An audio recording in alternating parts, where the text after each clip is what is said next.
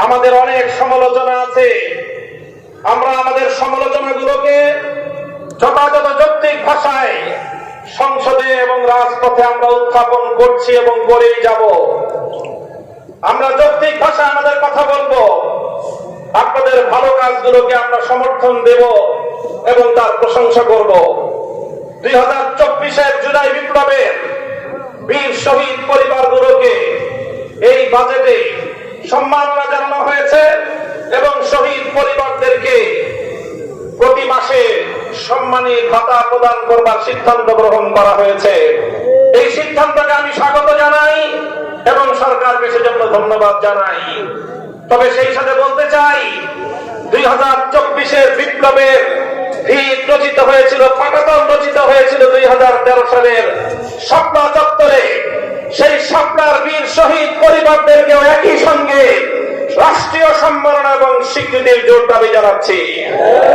যদি আপনারা সেটা করতে ব্যর্থ হন, তাহলে প্রমাণ হবে আপনারা প্রকৃত অর্থে ইসলাম, মুসলমান এবং মদিনার ইসলামের যে কথা বলেন ধোঁকাবাজি ছাড়া আর কিছুই নয়।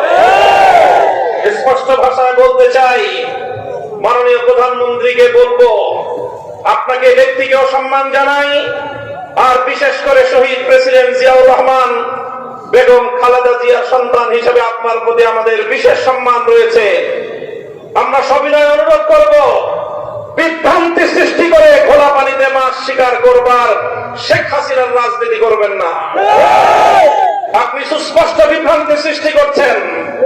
আজকে আসার পথে শুনলাম কক্সবাজারে প্রধানমন্ত্রী তার বক্তব্যে বলছেন বিরোধী দল নাকি বাজেটে, জাতীয় বাজেটে মদের দাম এবং বিড়ির দাম বৃদ্ধি করে মদের উপর, বিড়ি সিগারেটের উপর অতিরিক্ত কর আরোপ করার নাকি বিরোধী দল অসন্তুষ্ট হয়েছে। নাউজুবিল্লাহ। আমরা পরিষ্কার ভাষায় বলি, প্রধানমন্ত্রী আপনার মুখে এই ধরনের পাতলামি মোনাকা মার্কা বক্তব্য মানায় না। আপনি মদ নিষিদ্ধ করেন, আপনি জুয়া নিষিদ্ধ করেন, মাদকের সমূলে আক্রমণ উৎপাদন করেন, আমরা আপনাকে সব ধরনের সহযোগিতা প্রদান করবো। বিভ্রান্তি সৃষ্টি করবার চেষ্টা করবেন, রাজপথে আমরা মোকাবেলা করব। আপনি এভাবে একের পর এক বিভ্রান্তি তৈরি করছেন। আপনি বলছেন জুলাই সনদ অক্ষরে অক্ষরে বাস্তবায়ন করবেন। আপনি জুলাই সনদকে বাস্তবায়ন করবেন না, আপনারা আপনাদের নোট অফ ডিসেম্বর বাস্তবায়নের মাধ্যমে একদলীয় বাকশালী শাসন কায়েম করবার চেষ্টা করেন।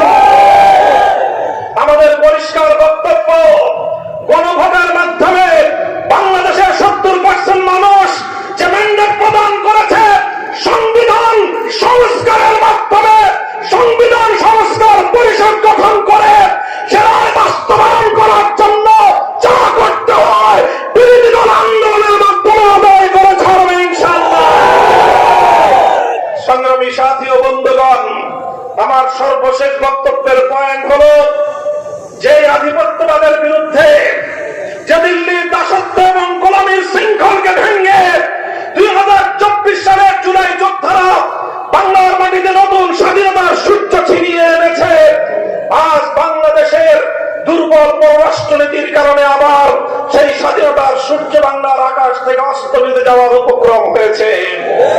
সীমান্ত বন্ধ হচ্ছে, আর আমাদের শিলংয়ের মন্ত্রী সাহেব তিনি শিলংয়ে আমাদের সীমান্তে হত্যাকাণ্ডকে ঘুরিয়ে পেঁচিয়ে বৈধতা দেওয়ার অপচেষ্টা চালাচ্ছেন। তিনি বলছেন যে অবৈধভাবে সীমান্ত পাড়ি দেওয়ার সময় হত্যা করলে সেটা নাকি সীমান্ত হত্যা নয়। আমরা জনাব সালাউদ্দিন সাহেব স্বরাষ্ট্রমন্ত্রীর বক্তব্যকে ঘৃণাভরে প্রত্যাখ্যান করি। আমরা আমাদের সীমান্তে নিরাপত্তা প্রতিষ্ঠা দেখতে চাই। বিজেপি বাহিনীকে বলবো, বাংলার মানুষ তোমাদের সাথে আছে, বিক্রমের আমার বাংলার প্রতি ইঞ্চি মাটির স্বাধীনতাকে তোমরা রক্ষা করবে। আমার আপনারা দেখেছেন সম্প্রতি বাংলাদেশের জন্য ভারতীয় আধিপত্যবাদ প্রতিষ্ঠার সর্বশেষ এজেন্ডা হিসেবে বিজেপির একজন রাজনৈতিক ব্যক্তিত্বকে বাংলা বাংলাদেশে তাদের কূটনীতিক হিসাবে প্রেরণ করা হয়েছে। তিনি বাংলাদেশে এসে 1,140 কোটি আর বাংলাদেশের 20 কোটি মিলিয়ে 160 কোটির এক আকাশ আর এক বাতাসের গান গেয়েছেন। গল্প মনে পড়ে যায়, ছোটকালে আমরা পড়েছিলাম, কুকুর এসে, শ্রীগাল এসে মোরগের সাথে বন্ধুত্ব পাতাতে চায়।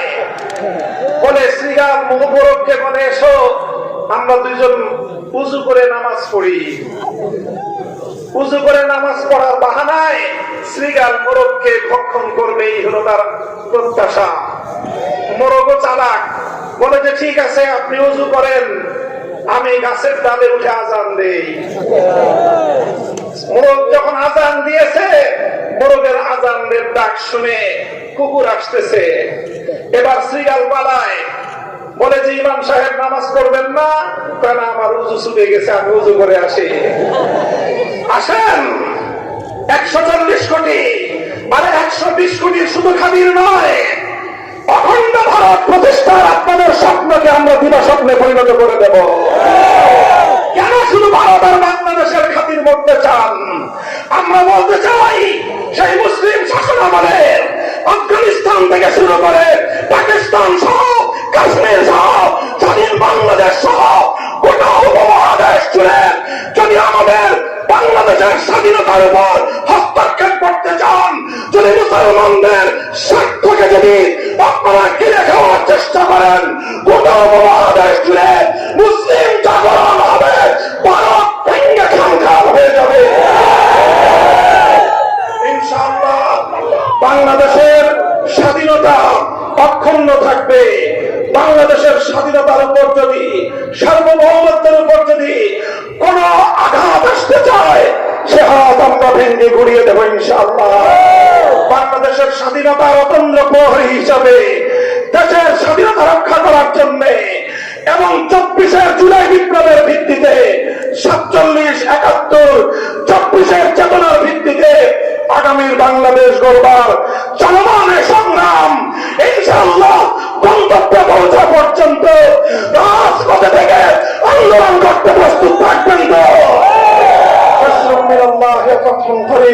আসসালামু আলাইকুম ওয়া রাহমাতুল্লাহ।